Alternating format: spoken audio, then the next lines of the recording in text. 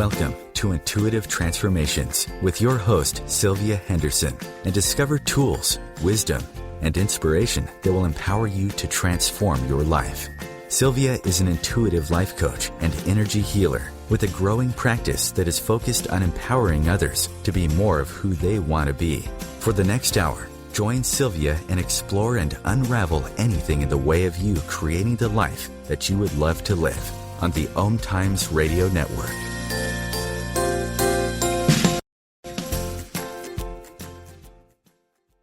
Hello, everyone, and welcome to the Intuitive Transformations radio show, where you will find tools you can use to change and transform your life. I'm Sylvia Henderson, your host, and if you would like to know a little bit more about me, well, guess what? All you have to do is visit my website at intuitivetransformations.net. That's intuitivetransformations.net, and hold on, don't do that now. I want you to hang tight with us because we have a really great show lined up for you this evening. But after the show, feel free to visit my website, and I have something special for you if you just follow a few simple steps. If you go to my website at the end of the show, intuitivetransformations.net, and click on the Contact Me tab, submit a contact form that includes your postal mailing address.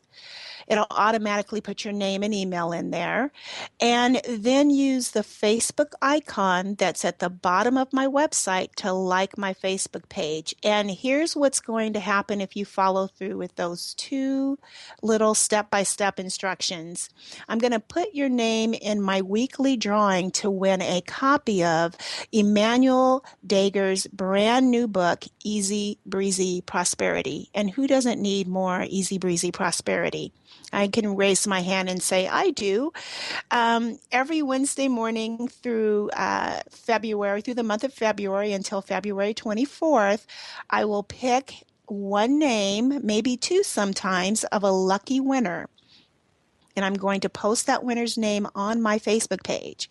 And if that winner just happens to be you, then you can expect to receive a copy of Easy Breezy Prosperity in your mailbox very, very soon. So just to clarify, you will have until midnight every Tuesday following a live Sunday show to enter until the end of February. So don't forget to enter, because you have to enter in order to win, right? And I just want to give a big congratulations to Karen Sayago, who was last week's winner. So I'm sure that she's already received her copy of Easy Breezy Prosperity in her mailbox, because I sent that off to her last week. I am also very excited to announce that starting Thursday after next, February 11th, I'm launching a brand new program called Spiritual Alchemy. So what is Spiritual Alchemy? Spiritual Alchemy is a 75-minute weekly healing workshop, and it's going to be done in a format of an interactive call. And this is where I will deliver clearings and energetic support to all of those who participate. So working with my guides, who are fifth-dimensional beings of light, every session will lead you on a journey of self-discovery, self-empowerment, self-love, and provide you with the inner freedom to finally release those old emotional stories of struggle, suffering, resistance, and separation, so that you can actually realign with the truth of who you are and realign with your own inner wisdom and your own guidance. And this is great because it's really inexpensive. It's going to provide a wonderful opportunity for you to really positively elevate your life for a nominal fee of just $30 for every session you participate in. And to find out more about Spiritual Alchemy, you're going to need to send me an email at sylvia@intuitivetransformations.net, or contact me with a contact form, again, found on my website, only because I haven't put all the details up on my website or my Facebook page yet. And I'm sharing it with you all listening because I want my Intuitive Transformation listeners to be the first ones to know all about this.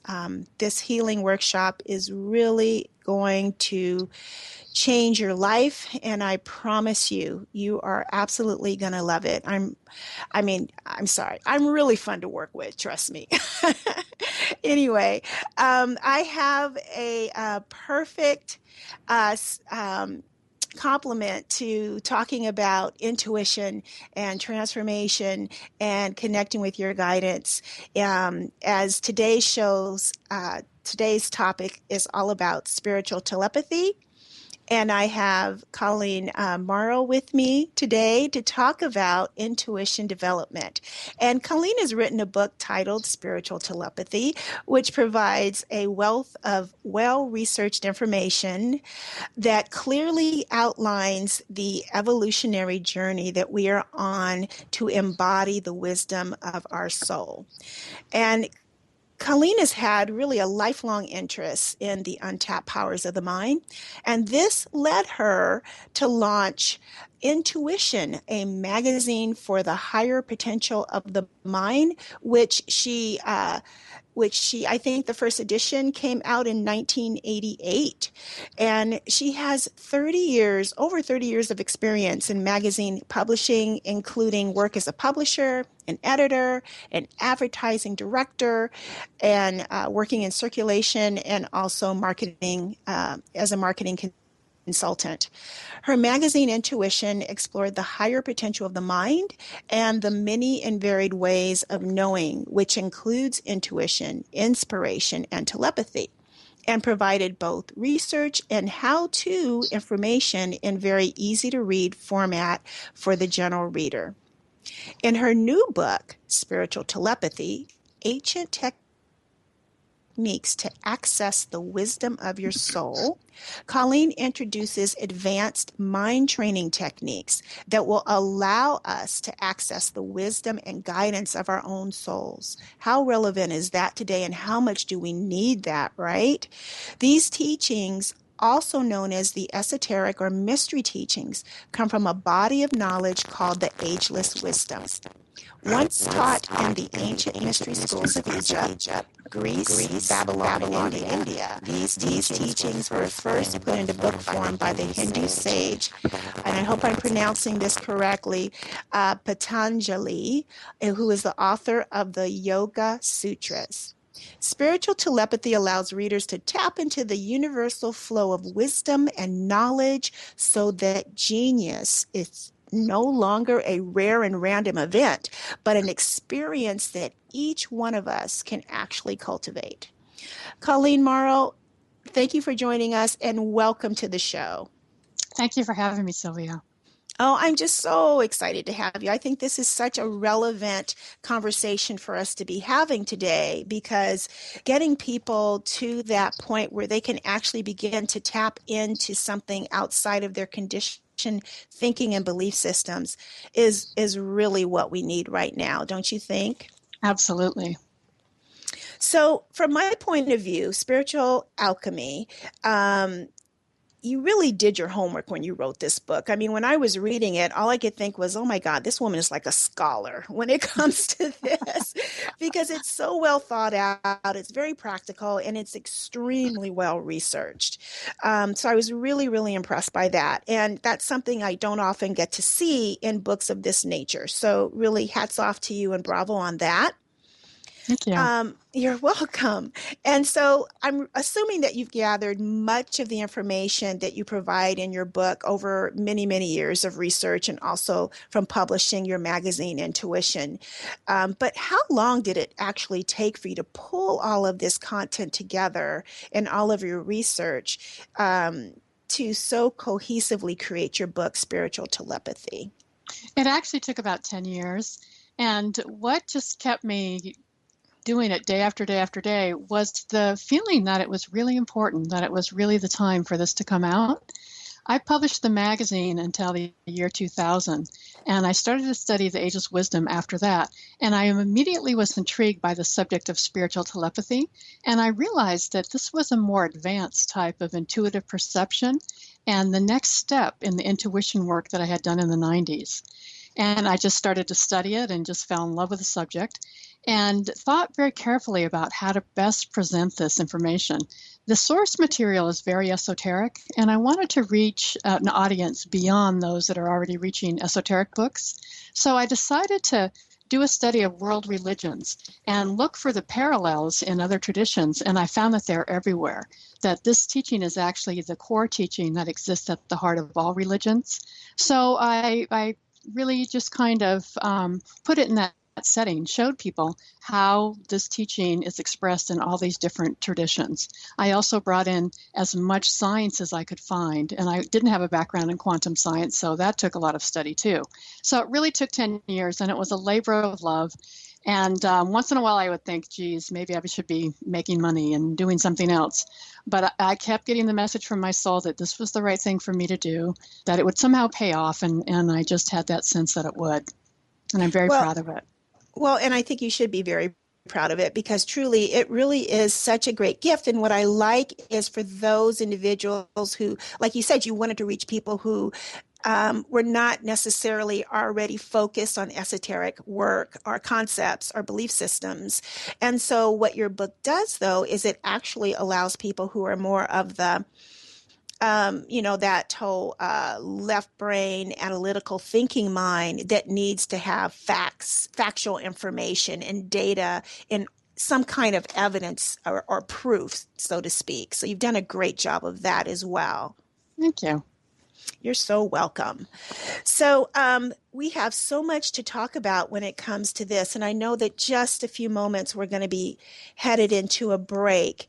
But before we do, could you just very briefly, and if time allows, if not, we'll continue it after the break. What is your short definition of spiritual telepathy? Spiritual telepathy is communication from the subtle worlds, from our souls or from even higher levels. And communication from this level is always telepathic. We don't audibly hear the information. The information is just dropped into our brains where it's formulated into thought.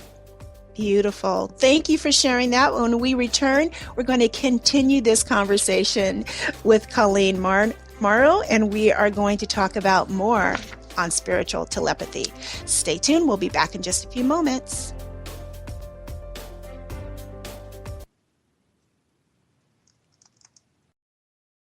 Conscious media for conscious minds. OMTimes. Do you want to be a better communicator? Do you want to better connect with the important people in your life? Do you want to enrich your relationships? If so, join me, Matthew Cooper, on the Positive Control System Show every Wednesday evening at 11 o'clock p.m. Eastern Standard Time on OMTimes Radio. I'll meet you there. Meet me in the marvelous St. Martin for an evolution into self-love and soulful living. Hi, I'm Bernadette Davies, founder of Agape Holistic Retreat in St. Martin and around the globe. We're an all-inclusive retreat in St. Martin and private retreats and around the globe. It's magical. www.agapeholisticretreatsxm.com. Attunement, enhancement, alignment. www.agapeholisticretreatsxm.com. Meet you in St. Martin. Hi, this is Sylvia Henderson, intuitive life coach and energy healer. Are you ready to elevate and rise way above your normal? Be sure to listen to my show, Intuitive Transformations, on OMTimes Radio, Sunday evenings at 9 p.m. Eastern. Get the inspiration you need to transform your life. As difficult as it is to believe, there are places in Africa where human traffickers sell albino children and their body parts for use in magic rituals. Humanity Healing International is actively working in Uganda to change this paradigm. The Albino Rescue Project finds albino children who are at risk and places them in safe schools and environments where they can learn and grow free from fear. To learn more or to sponsor a child, visit humanityhealing.org. Humanity Healing is where your heart is. Feed your soul with waves of consciousness on OMTimes Radio.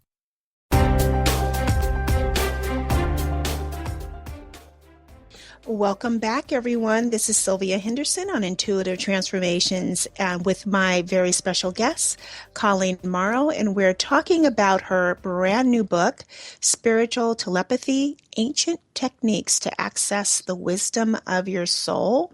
And before we went into our first break of the evening, Colleen was sharing just the short definition of what spiritual telepathy is. And Colleen, I believe you were saying it's information that comes in telepathically, that we receive telepathically. Correct. Information from the subtle worlds on all levels is always telepathic. And again, the information is just dropped into our brains. We don't audibly hear a voice. The information is just dropped into our brains where it's formulated into a thought. And I had an experience like this that actually led to the launch of Intuition magazine. It's a good story. Do you want to hear it? Yes, please. I had always been interested in the spiritual world and intuitive studies. And in the late 80s, I was living in San Francisco, and I had worked in alternative magazine publishing for several years. And I suddenly found myself without a job. And I was trying to figure out what to do. I'd already worked for all the magazines I liked, so I was kind of stumped about what my next step was. And I was researching new magazines and worrying about money. And one morning I woke up and I decided I really needed a mental health day, that I'd give myself one 24-hour period where I would just relax, work in my garden, and not think at all about the fact that I was unemployed. It was October, my favorite month in San Francisco.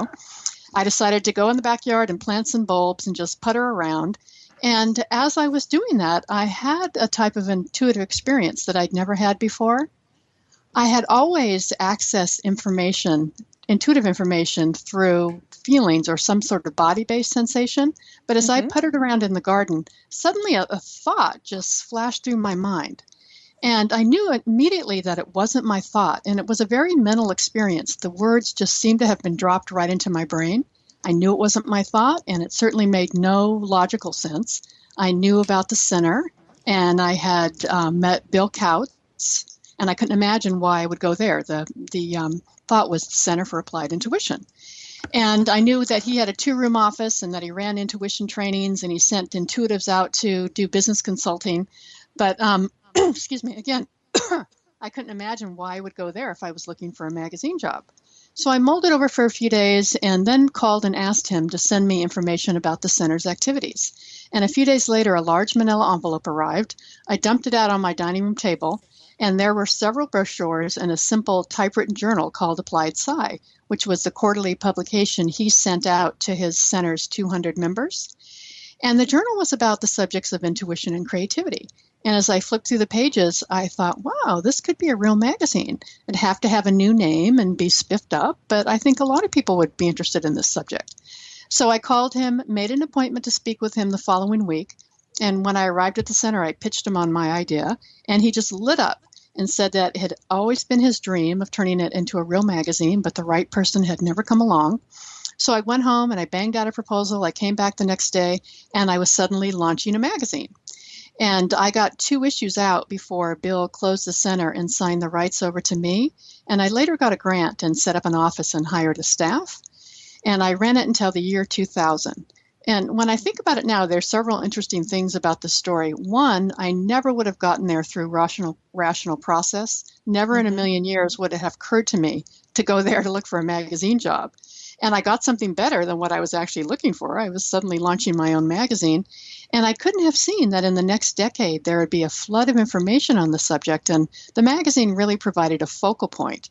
So it was exactly that kind of experience where information was just dropped into my brain from somewhere. I don't know if it was from the soul or from higher levels, but the information was just there. And I acted on it, and it started a chain of events that gave me something much better than what I imagined that I could have. I think that's a great example of what it really is like to be open to receive that information. And how you described how it just drops in is exactly what psychics and intuitives and healers experience when they're with clients. It's not coming from the self. It's not coming from your known knowledge. It comes from, it's something that you wouldn't even think of. And acting on that, I love when people follow their guidance and follow their intuition, and they have such an amazing story as a result. It's interesting because it's almost like well, we don't even know what would have happened if you hadn't followed your guidance. But I think about how many people are so hesitant to trust that inner voice. And the more we don't listen, the less we hear it, or the less we see it or feel it, or whatever it is as your attunement to that ability to receive the information. Absolutely. And there was one other person I knew that had the same impulse at the same time, and he didn't do anything about it. And he was really surprised that all of a sudden there was an intuition magazine, which he'd been thinking about too. And I think that the information is seeded in a lot of brains because some of us will act on it and some of us won't. It just seemed like sort of a step in the evolutionary process that there would be a flood of information about intuition and then a magazine to kind of pull it all together. So I think that we do all get these kinds of informations. I think it happens all the time. I mean, I know that there was a time when I thought about pet insurance, like dog insurance, because there wasn't any at the time. And then lo and behold, now, you go to a vet and there's pet insurance. But this happens, I think, for people all the time, is that we are literally these radio receivers that have access to genius type information or creative information that would allow us to bring forth something to fill a need, or to fill a need yet actually identified. But it's about acting on that makes the big difference, whether or not you're the one that gets to step into the full manifestation of it. Mm-hmm. So, yeah, absolutely. So you talk about 3 different types of telepathy in your book. Can you share with those who are listening what those are? Sure. The lowest is instinctual or feeling-based telepathy, and we share this kind of telepathy with the animal kingdom. It's our gut feelings. The second is mental or mind-to-mind telepathy, and the highest is spiritual or soul-to-soul telepathy. And what I like about this teaching is it illustrates the progression of our perceptual abilities from the instinct of early man to the intellect of modern man to the pure intuitive knowing of future man. And we're right at that doorway now where we can take that step. It also is a sort of body, mind, spirit kind of progression as well. And so there's a lot of implications to this, and I absolutely love studying this material. So when you talk about this pure knowing of future man, because I think that there are some individuals who are already stepping into that. And you do talk a little bit even about like the indigo children or the crystalline children, and then even children who are on the autistic spectrum, which I have to say, I don't know if you know this or not, but I have 2 sons that are autistic. And the information that you provide in your book, it was based on someone else's research, but it was this awareness that individuals diagnosed with autism, that they're profoundly or that they're likely to have very pronounced intuitive abilities. And I have to say that I've personally witnessed firsthand that with my own 2 sons. Oh, interesting. That's really interesting. Yeah, they're very gifted at telepathic communication and because they literally do send me messages, and they can actually even it's really interesting. It goes beyond that whole mommy intuitive connection. So there really is something there. And I think that too, their reality is so different than ours. It's as if the illusion of physicality is not really there for them. And in some of the research with individuals with autism, they even show that, people's faces look more distorted, which is why they tend to want to avoid eye contact. It doesn't look the same way as them. It's like their perceptual receptors are cued in differently. So it's almost like we all know, as Einstein said, that everything is energy, but it's just about vibration and frequency. And it seems to me that theirs is more of a melting illusion of physicality versus ours is more condensed. Absolutely. I know. I noticed that people that have ADD seem to have a stronger intuitive flow. And I actually think that people with autism and ADDs their brains are a little bit different. They're a little more evolved. And so it's harder to learn by rote and easier to pull in information by intuitive means. And it's said that in the future, that will be the way we access information. I think that's that's going to be a really interesting transition as we move into that. So with everything going on in the world today, you talk about this evolutionary journey. Right now we are in what feels like crazy town to me, because, we've got the current world events, we've got the condition of our planet, we've got this escalation of literally visible hatred and violence and fear and economic mayhem that are playing into this evolutionary journey. So how do you think this really contributes to this process of evolution?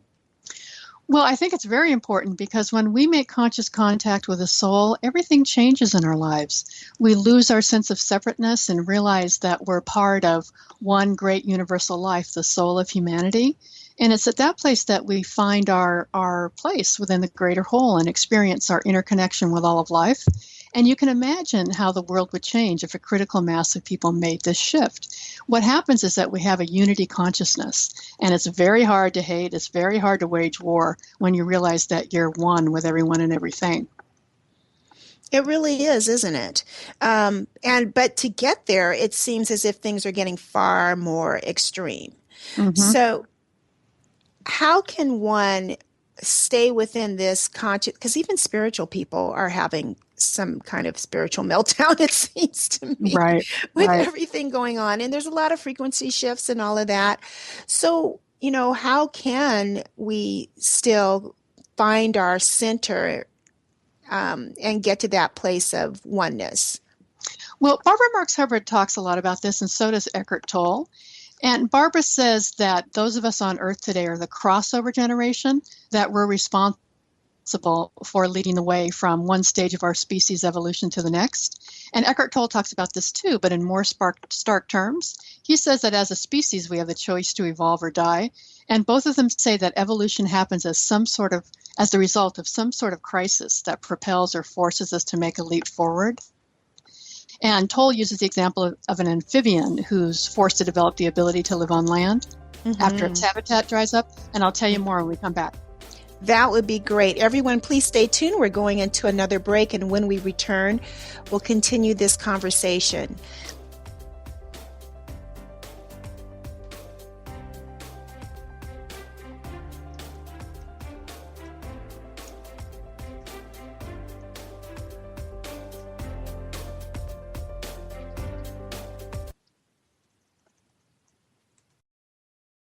Free your mind. Expand your soul.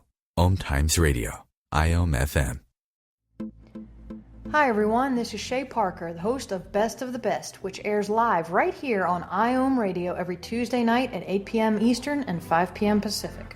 I'm super excited to bring you expert guest hosts, spiritual discussions, free psychic readings, and so much more. I can promise that you will not want to miss this one-of-a-kind, fun, yet touching, down-to-earth show. Join us every Tuesday night at 8 p.m. Eastern, 9 p.m. Pacific on OTR-FM. This is Shay Parker, and I can't wait to see you there. Meet me in the marvelous St. Martin for an evolution into self-love and soulful living. Hi, I'm Bernadette Davies, founder of Agape Holistic Retreat in St. Martin and around the globe. We're an all-inclusive retreat in St. Martin and private retreats and around the globe. It's magical. www.agapeholisticretreatsxm.com. Attunement, enhancement, alignment. www.agapeholisticretreatsxm.com.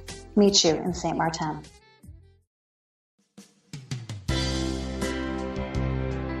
This is Terry Van Horn, and I want to invite you to join me for my weekly radio show, Hailing Light, on OMTimes Radio every Wednesday at 6 p.m. Eastern Standard Time. On Hailing Light, we want to bring love, light, and blessings into your world. You can find out more about us at www.healinglightonline.com. Blessings. Have you ever wondered how to change your love paradigm? The secret key is finding a love partnership, not just a regular connection. How do you find these? Through conscious relationships. Ascending Hearts Dating is a dating site for people like you that believes in second chances and a different type of spiritual connection. Try Ascending Hearts for free today at ascendinghearts.com and change your love paradigm. Ascending Hearts, the premier dating community for the spiritually awake. Bringing you the best of the conscious minds in the world. OMTimes Radio, your conscious lifestyle on steroids.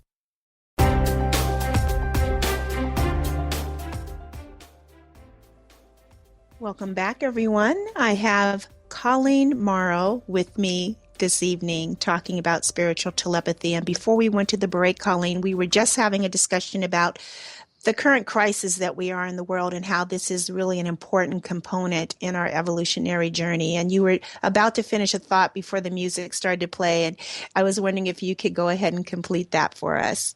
Sure. I thought it was very interesting to read about the opinions of Barbara Mark Hubbard and Eckhart Tolle in particular. Mm-hmm. And they say that evolution speeds up. It happens as some sort of crisis that propels or forces us to make that leap forward. And again, as I mentioned, Tolle uses the example of an amphibian who's forced to develop the ability to live on land after its habitat dries up. And we're in that same condition now. Our own habitat is in trouble, and we're faced with the need to make some sort of big shift. We have weapons that can easily extinguish the human race. We have terrorists that are looking for nuclear weapons and so on. So something has to happen. And in the same way that in our personal lives, when we have a crisis, we tend to go within, it's happening globally so that we're all sort of propelled to make some sort of shift. And we can keep our center through the daily practice of meditation. And this particular type of meditation is called Raja Yoga or creative meditation. Many meditation practices focus on quieting the mind. In this type of meditation, we actually go a step further, and we actively train the mind to transmit information from the soul to the brain. And when we do this, the mind becomes a conduit. It actually transmits information directly from the soul through the mind to the brain. And it's really important to note that the information has to reach the brain to become part of our conscious awareness. Mm-hmm. And it's in the same way that our homes are wired for telephone and internet connection. This type of meditation allows us to create the threads and cables that link us to the higher worlds. And we create these cables by projecting our attention upward to the soul day after day. We visualize the soul as a star about 6 inches above our head. And as we do this, we anchor small threads of energy that eventually, thread by thread, day by day, form a symbolic bridge between the mind, the brain, and the soul. The bridge is called the Rainbow Bridge or the Bridge of Light in the Wisdom teachings. It's called the Antakarana in the Hindu text, and it's called the Straight or Narrow Gate in the New Testament. I've discovered that every tradition has some sort of teaching about this bridge that we need to build between heaven and earth. And the New Testament says that we take heaven by storm. And I think what this means is that it's our determination, our day-to-day practice, or our day-to-day knocking that eventually opens the door to the higher worlds. And that as we approach the soul, we come under the influence of its higher vibration, and our own vibratory rate starts to speed up. And I've experienced this. It's kind of hard to put into words, but I feel an expanded sense of myself, like I've become a bigger and better person, and I have a lot more joy in my life.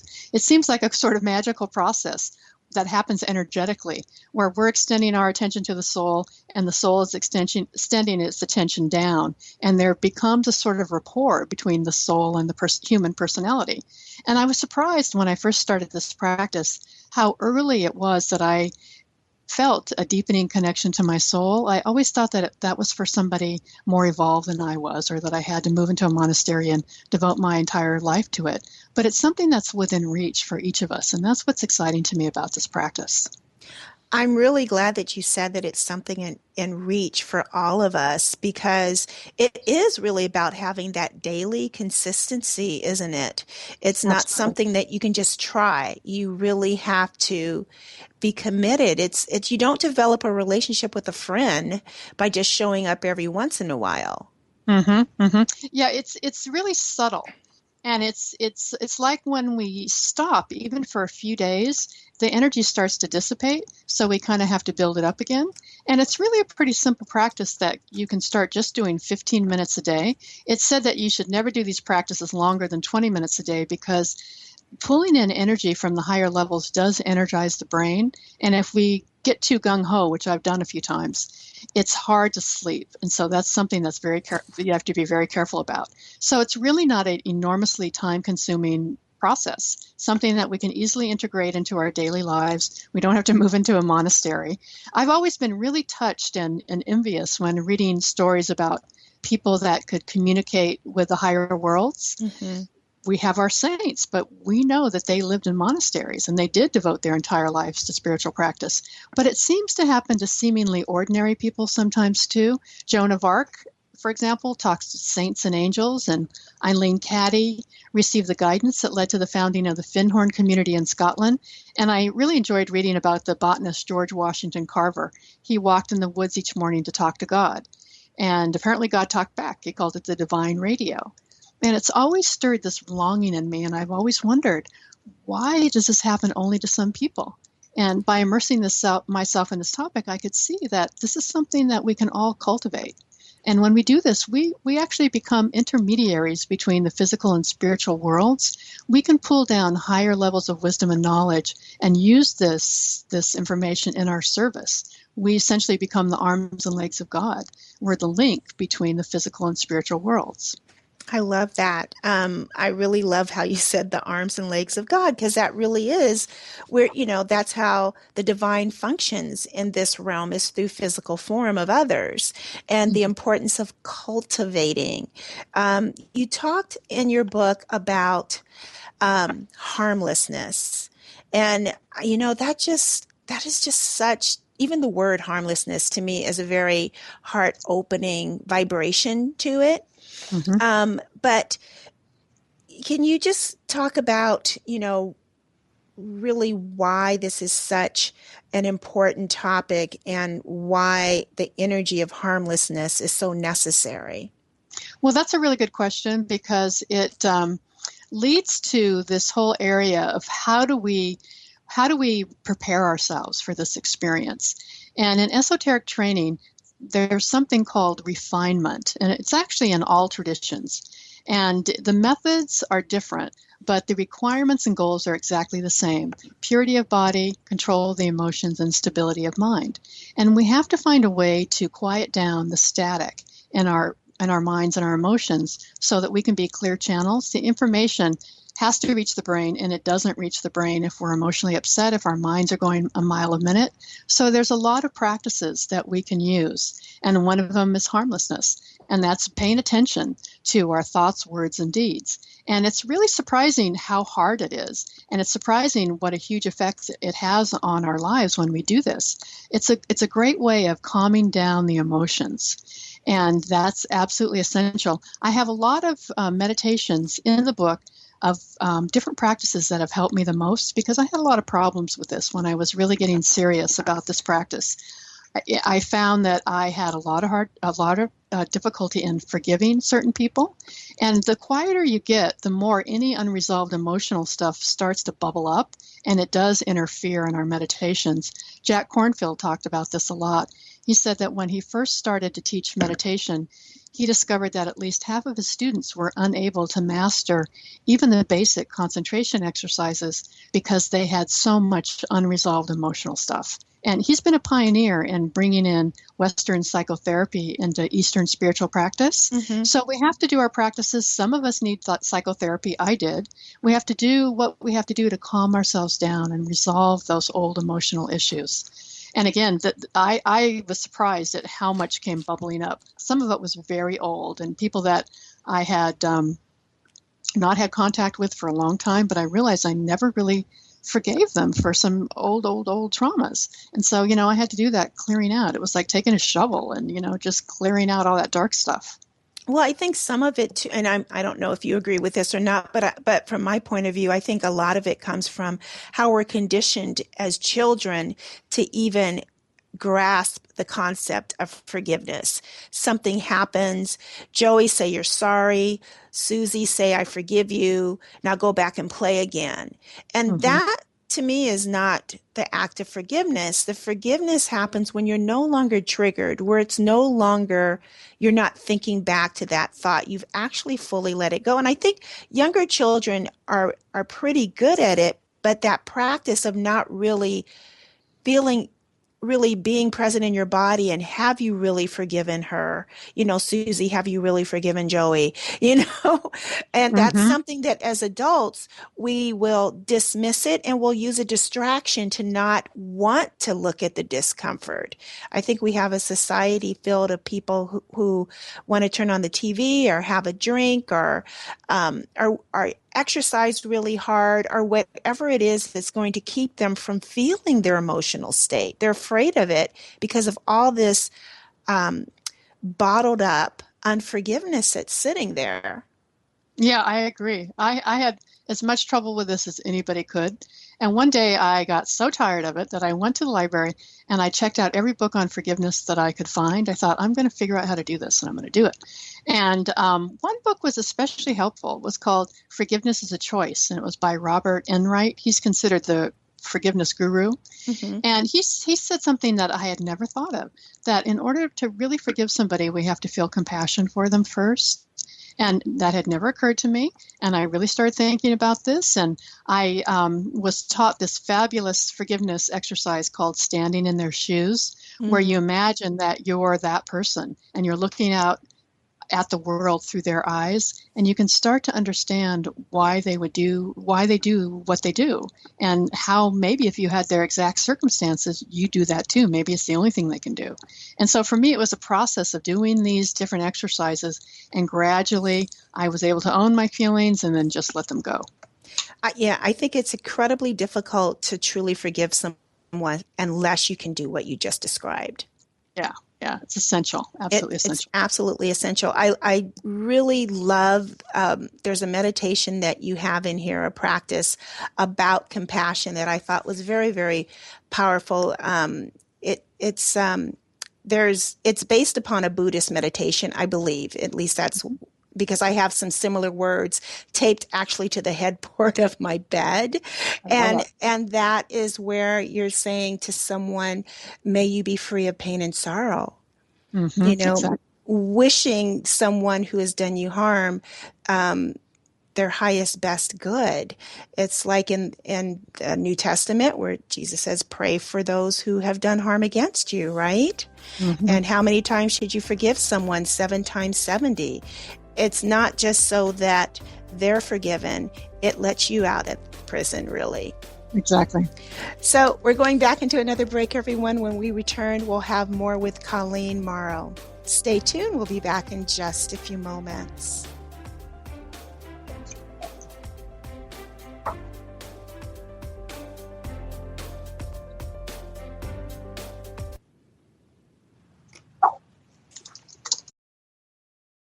Your conscious lifestyle on steroids. OMTimes Radio. IOM FM. Do you want to be a better communicator? Do you want to better connect with the important people in your life? Do you want to enrich your relationships? If so, join me, Matthew Cooper, on the Positive Control System Show every Wednesday evening at 11 o'clock p.m. Eastern Standard Time on OMTimes Radio. I'll meet you there. Meet me in the marvelous St. Martin for an evolution into self-love and soulful living. Hi, I'm Bernadette Davies, founder of Agape Holistic Retreat in St. Martin and around the globe. We're an all-inclusive retreat in St. Martin and private retreats and around the globe. It's magical. www.agapeholisticretreatsxm.com. Attunement, enhancement, alignment. www.agapeholisticretreatsxm.com. Meet you in St. Martin. Hi, this is Angela Levesque, host of Entanglement Radio. Join me Wednesdays at 12 p.m. Eastern for inspiring conversations with visionaries in spiritual science and conscious healing. Entanglement Radio, Wednesdays at 12 p.m. Eastern. Transcendent talk for the conscious mind. OMTimes Magazine is one of the leading online content providers of positivity, wellness, and personal empowerment. A philanthropic organization, their net proceeds are funneled to support worldwide charity initiatives via Humanity Healing International. Through their commitment to creating community and providing conscious content, they aspire to uplift humanity on a global scale. OMTimes, co-creating a more conscious lifestyle. A conscious lifestyle for a mindful life. OMTimes Radio. IOM FM.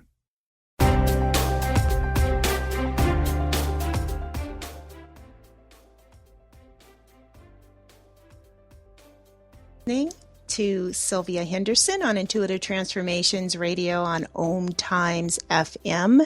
And I have today with me Colleen Mauro. And so, Colleen, I want you to talk a little bit about how we can access the experience of creative genius. Well, this was really fun to investigate, and I kind of stumbled on it by accident. The wisdom teachings tell us that the soul is the portal or gateway to the higher world, as I mentioned, that when we make contact with the soul, we have access to even higher levels. We have access to the universal or divine mind, which is the storehouse of all wisdom and knowledge.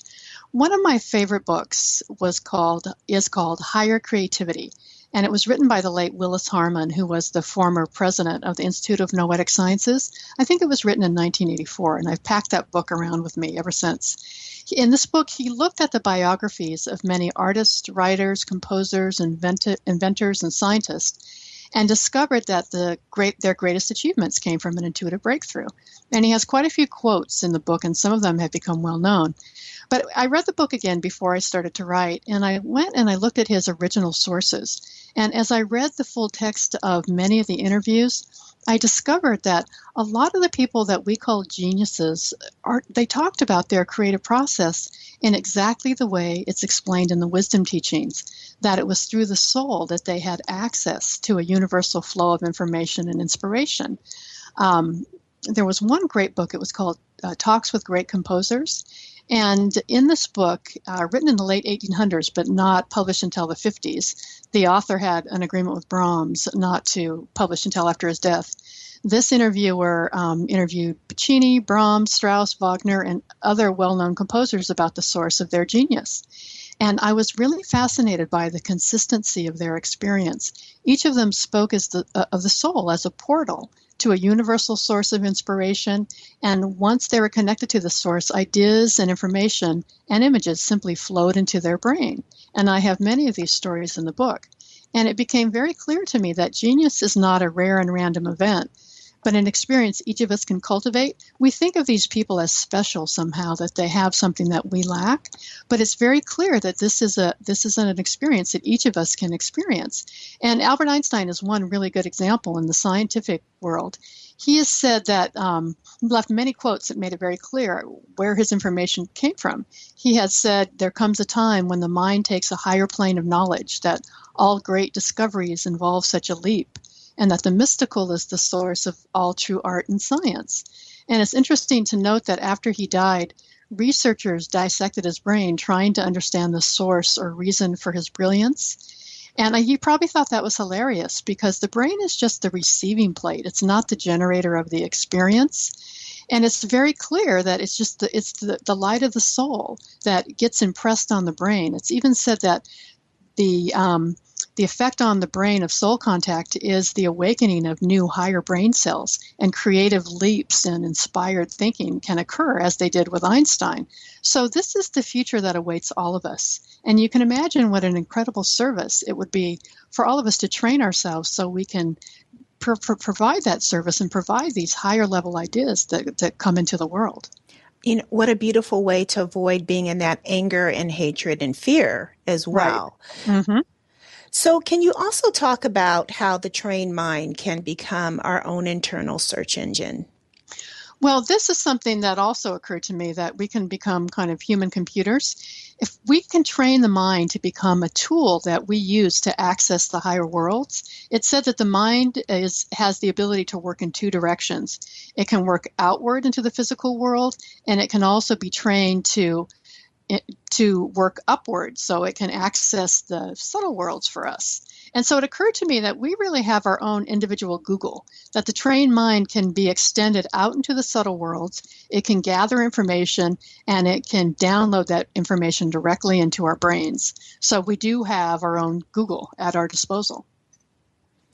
And so when we use these techniques that you have outlined in the book, and Mm-hmm. we're pretty consistent with it, and we really get into that place of embracing harmlessness as well, this could really be the missing key to helping us through this evolutional journey that we're on. I think so. And it's really what propelled me to keep at it year after year after year.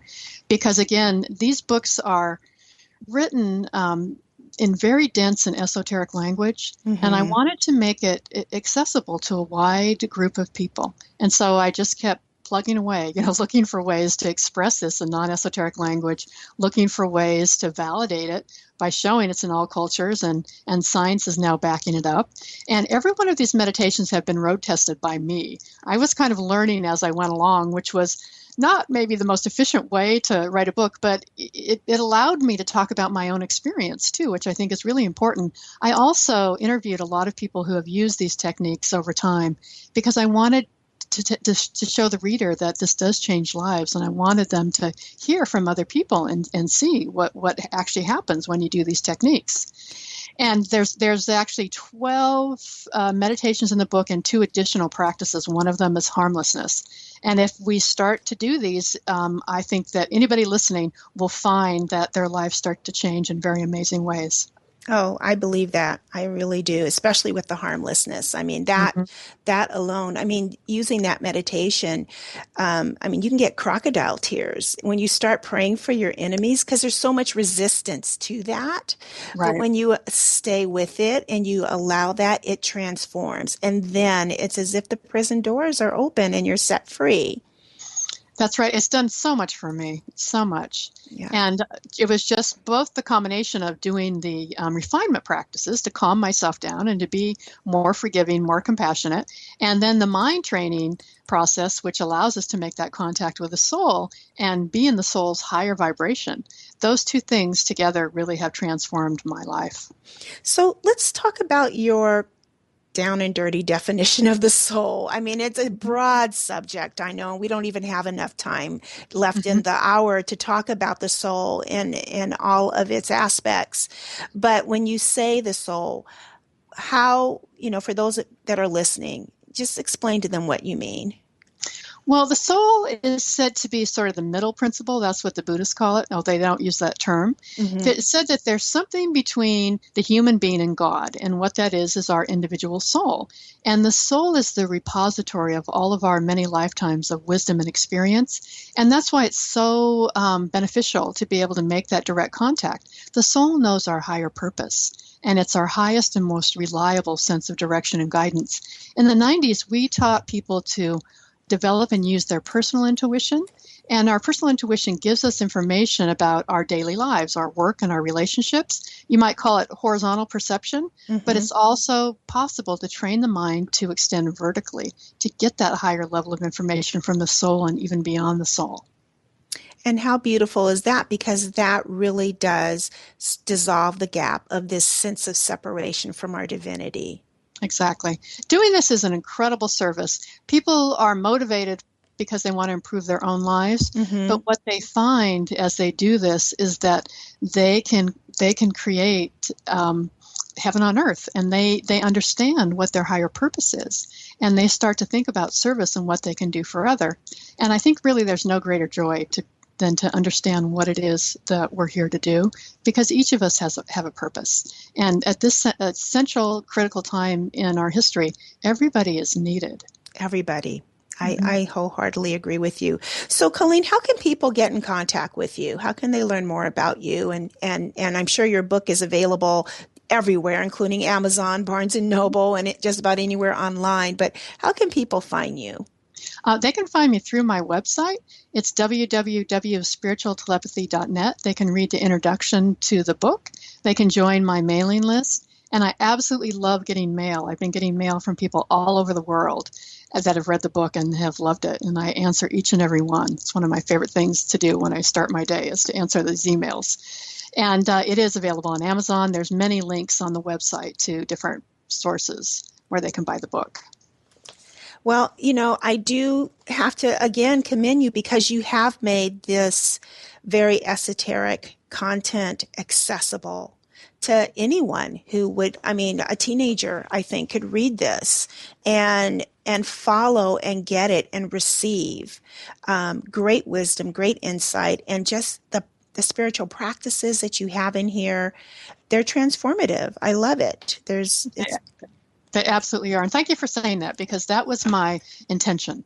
And I really struggled with it because some of these concepts are esoteric, and I would sort of sit frozen at my computer trying to figure out, how do I express this? And I just kept working and working and working until I finally figured it out. So I really appreciate you saying that. No, absolutely. Yeah. I mean, I've read translations of the Emerald Tablet and I just scratch my head. So, Right. I mean, it's just so lovely that you've got it written in a way that it's easy to understand language. And yet it definitely is. I mean, because truth is truth is truth. The truth is in here. Mm-hmm. So, I think there's something in many of our souls that sort of propels us to be a part of this big shift and to play a role and to provide whatever service it is that we're here to provide. And so I think many people are sort of jumping on this bandwagon. I think it's going to be the next big wave that's coming, is this opening to the soul. well, I'm excited to see this wave as we move from crisis into heaven. I think that's a beautiful thing. I think that's what we need to focus on, everyone listening, is transforming from the inside out, connecting with our soul, getting that higher level wisdom, that higher level perception. And then we can recognize and embody the fact that we are really all true safe and we are really all one. We're not separate. We're not different from each other. We are all part of the whole. And Colleen Mauro, thank you so very much for joining me on the show today. You're an absolute delight. And thank you for giving the world your book, Spiritual Telepathy. Thank you for having me. Absolutely. Everyone listening, I will be back again next week. Please be sure to tune in. And don't forget, if you want to get Emmanuel Dager's book, you're going to need to submit that contact form, like me on Facebook. Till next week, goodbye for now.